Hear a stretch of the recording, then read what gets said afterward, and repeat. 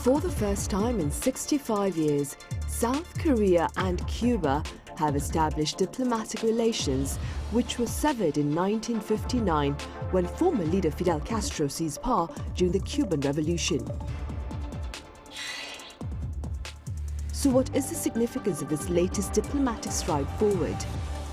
Is Seoul's forging of formal ties with Havana aimed at ruffling Pyongyang's feathers? And are Seoul-Havana ties behind Kim Yo-jong's optimistic tone on Pyongyang-Tokyo ties?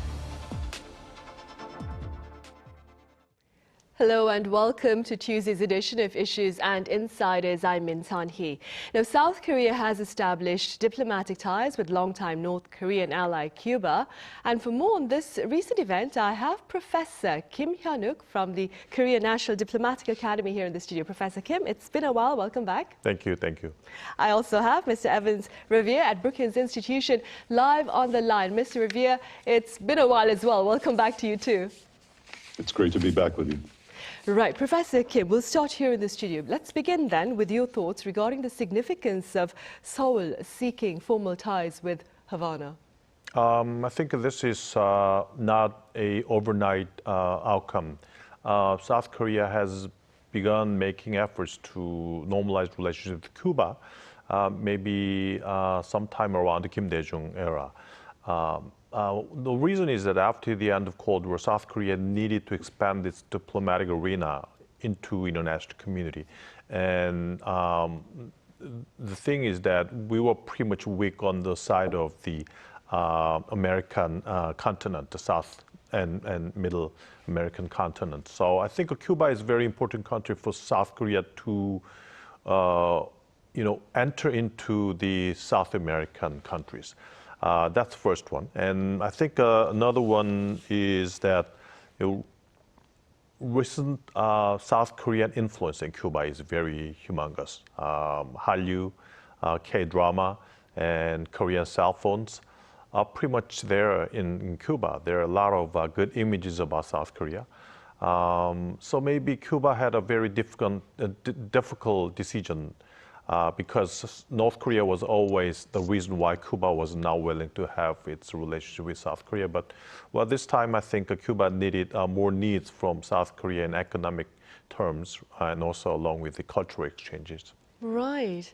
Mr. Revere, I understand that your first assignment in Washington as a young diplomat was at the Latin American Affairs Bureau. That being said, Mr. Revere, what are your thoughts regarding South Korea's diplomatic engagement with Cuba? Well, I think this is a very valuable and very positive step for the Republic of Korea. And my colleague has it exactly right. This did not come out of the blue. This is the result of efforts going back decades. As a matter of fact, I was in Seoul working in the U.S. Embassy during President Kim Dae-jung's presidency, and I remember there was some talk about ultimate normalization of relations with Cuba back then. What we've seen, obviously, is more recently, former Foreign Minister Yoon Byung-se met with senior Cuban officials in Havana a few years ago. Former Foreign Minister Park Jin also had meetings with senior Cuban officials, and the result of all that, of course, is a normalization that has been a long time in the making. It brings benefits to Cuba.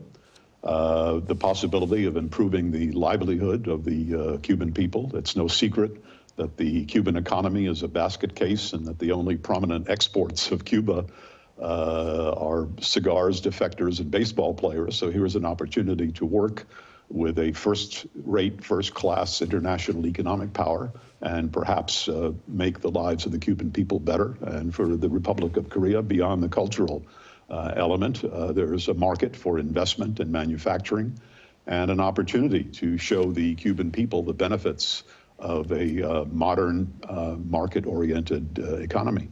Right, and amid those prospects, Professor Kim, there are some who claim that South Korea's courting of Cuba is aimed at ruffling North Korea's feathers, metaphorically speaking. What are your thoughts? Well, North Korea responded right after South Korea announced its normalization with Cuba. I mean, North Korea mentioned that it is pursuing a summit meeting with the Japanese Prime Minister Kishida. But South Korea doesn't have sole purpose of isolating North Korea from international community or something. I mean, this, I think, a move is, in a way, in a process of expanding our global diplomatic arena. I mean, the current South Korean government's diplomatic directive is to be geared towards a global pivotal state. Cuba is the 193rd country that South Korea has had a normalization deal amongst the UN membership countries. The only exception is Syria. So I think we'll continue to have another deal with Syria. I hope so. So I think South Korea is now moving and upgrading its positions in the international community towards a regional and global power rather than only focusing on Korean Peninsula. But I don't think North Korea is accepting this as, I think it's accepting this as some threatening move towards its country, I think. Right, and staying with that, Mr. Revere, what do you believe has been the impact of this advance in diplomacy by South Korea on North Korea? I mean, there are some who believe that North Korea was probably taken aback, to say the least, by this latest development. Do you agree? No, I don't. I don't think Pyongyang was shocked or surprised at this. They may have been disappointed. They probably were disappointed, but they have certainly seen this coming for quite some time. And I think the North Koreans had probably resigned themselves to the inevitability that the ongoing process of dialogue between Seoul and Havana was ultimately going to result in normalized relations. The North Koreans have reacted in a very quiet fashion. They haven't reacted. I think the Cubans were probably also, since North Korea is a fraternal country, I think the Cubans were quietly keeping the North Koreans advised of what was going on so that there would be no surprises.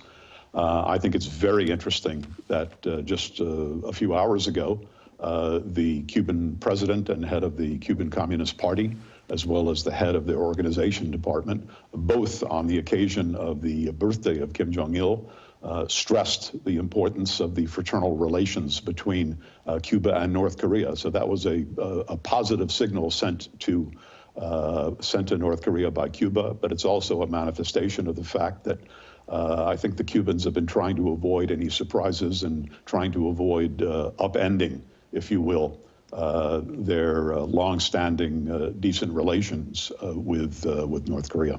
Right, I see. Also, Mr. Revere, as Professor Kim here in the studio mentioned, a day after Seoul's forging of diplomatic ties with Havana, North Korea's leader Kim Jong-un's sister Kim Yo-jong floated prospects of a possible advance in ties with neighboring Japan. Do you believe such an advance is possible, especially keeping in mind the conflict between Japan and North Korea with regard to the issue of abductions of Japanese nationals by North Korean agents back in the 1970s and 80s? I think the signals from North Korea regarding the possibility of talks with Japan, that issue has been on a separate track for some time now. There have been lots of murmurings and rumblings about the possibility of Tokyo-Pyongyang dialogue over the last several months or so. And I noted with great interest that Tokyo has not denied any of these rumors. Having said that, it's really hard for me to imagine North Korea being willing or able to take the sort of major steps on the abduction issue that would satisfy Tokyo. For Japan, the abduction issue remains a highly emotional one. It's extremely politically important for the Japanese government, and that's why Prime Minister Kishida has made it, as his predecessors did for many decades, an extremely high priority. I think it's also, a reflection of the fact that the Prime Minister in Tokyo sees this as a possible way to bolster his low public support. And I think the North Koreans are very canny when it comes to their understanding of the Japanese, and they probably understand the Prime Minister's political weakness, and they see this as perhaps an opportunity to reach out to the Japanese to see if there are any potential benefits that might flow to them. And I also think on the part of the North Koreans, it's a way to try to complicate the ongoing U.S.-Japan ROK coordination against North Korea that we're seeing. Right, and staying with the same issue, Professor Kim, Japanese Prime Minister Fumio Kishida, he has been quite vocal, as Mr. Revere has mentioned, about his will to meet with his North Korean counterpart Kim Jong-un. Now, according to Japanese media reports, Prime Minister Fumio Kishida may travel to Seoul next month to address related matters. Do you suppose such efforts on the part of Japan could serve to perhaps create a fresh momentum for constructive communication on the Korean Peninsula? Well, I think it's not easy, as Evans mentioned, it's not easy for North Korea to satisfy Japanese positions about the objective issues. And also mentioning about the possible summit meeting between Japan and North Korea, North Korea mentioned a few days ago that, they don't want to damage anything related to the nuclear issues and objective issues. I mean, those two issues should not be the ones that kind of damages North Korea's position. That's something that I don't think Japan can easily accept, even though Kishida wants to have some meeting for some domestic political reasons. Of course, I think the U.S. position is that, it is only focusing pretty much on China issues. If any allies, including Japan and South Korea, can have some sort of talks with North Korea and manage the situation in the Korean Peninsula, that would be good for the United States. But the question is, as I have mentioned, would two countries' agenda setting will satisfy both countries? And that's not that easy for now. Right. Mr. Revere, President Yoon Suk-yeol, for his part, has also spoken about the possibility of a summit with North Korea's Kim Jong-un, provided that a bottom-up approach is adopted. Now, where do you stand on the debate, Mr. Revere, with regard to a bottom-up strategy or a top-down approach?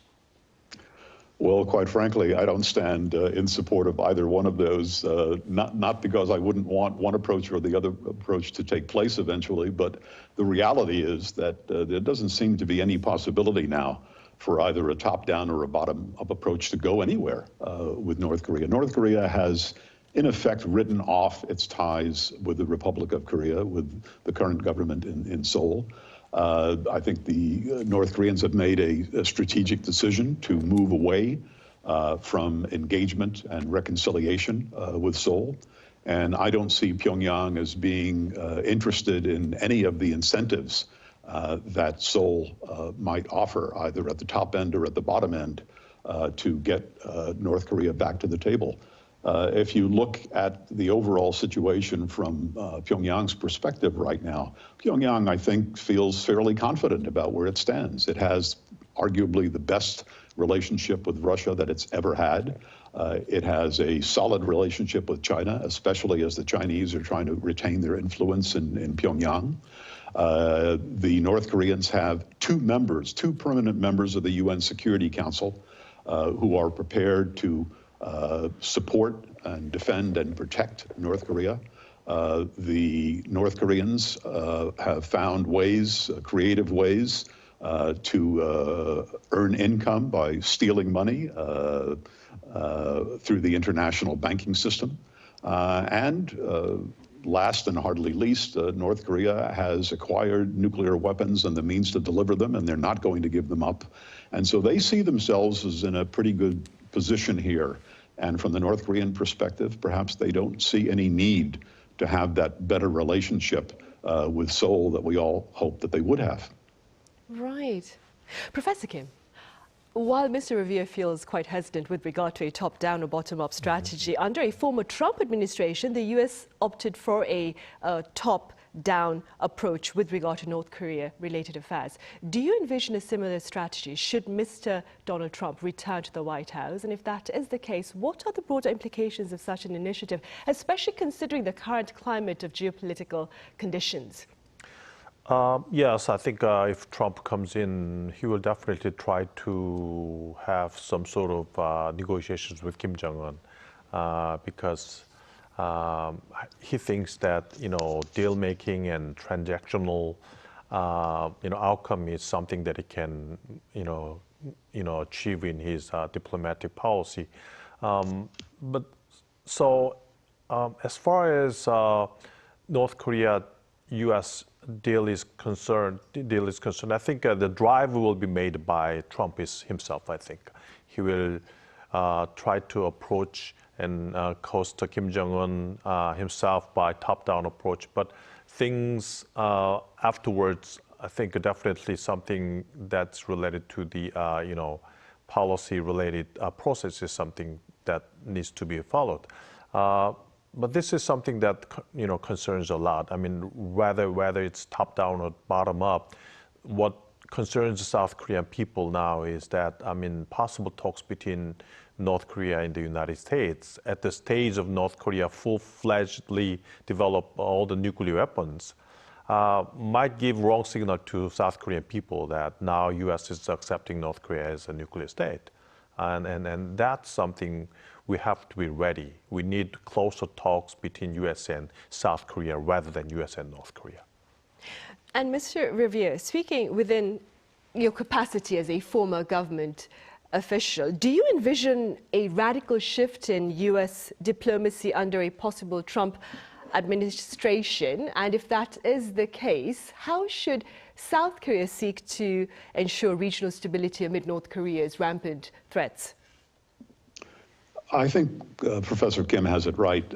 There's always the possibility that a second Trump administration might see President Trump moving in the direction of the sort of performance art diplomacy that we saw with the North Koreans. I think that that Donald Trump sees this as an opportunity to promote himself and his image more than an actual opportunity to resolve the problem. And that's exactly how things turned out with his earlier bromance with Kim Jong-un. It was largely a performance art piece, if you will, and produced virtually nothing. I also think that the collapse that we saw of dialogue in Hanoi, though, should have made very clear to Donald Trump and anybody who would serve in his administration that the North Koreans are simply not going to give the United States government what it wants vis-a-vis nuclear weapons and denuclearization. And so that's the baggage that they will have going into this. My bigger concern right now is not so much what will happen on North Korea, but what will happen between the United States and its major alliance partners. That's the thing that troubles me right now. The recent statements by Donald Trump about NATO, the revelations by General Kelly and John Bolton about the contempt that Donald Trump had for allies and alliances, that is really troubling to me right now. And that's the major issue, I think, that we need to be concerned about, and that the United States and the ROK and Japan and our NATO allies need to be preparing ourselves for right now.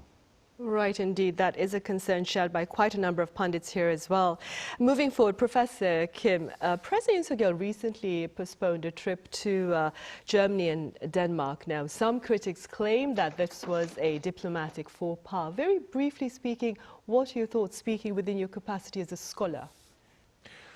I think, more important for any leaders is domestic political issues rather than foreign policy issues. I mean, many outcomes and achievements in diplomacy and foreign policy is because he wants to consolidate his power domestically. It's really hectic now, indeed, in South Korea domestically. I mean, the medical student numbers expansion issues, that's something that is troubling between the government and the medical associations, doctors associations in South Korea. North Korea is continuing its provocations. That's something we need to talk more and more amongst the countries like Japan and the United States. And also economic issues, and we have election, congressman, National Assemblyman election coming soon. So I think it's now better and more appropriate for President Yoon Suk-yeol to focus more on domestic issues rather than foreign policy issues. It's very important meetings, summit meetings with Germany and Denmark. It's a state visit. But I think he made a good choice, right choice. I mean, he should focus more on domestic issues and then he can visit later on. Right, I see. Well, that's all the time we have for this edition. Professor Kim, as always, thanks so much for your time and your thoughts. And Mr. Revere, over in Spain, thank you very much for your insights. You're welcome. Right, well, on that note, we end Tuesday's edition of Issues and Insiders. Thank you for watching. See you same time tomorrow.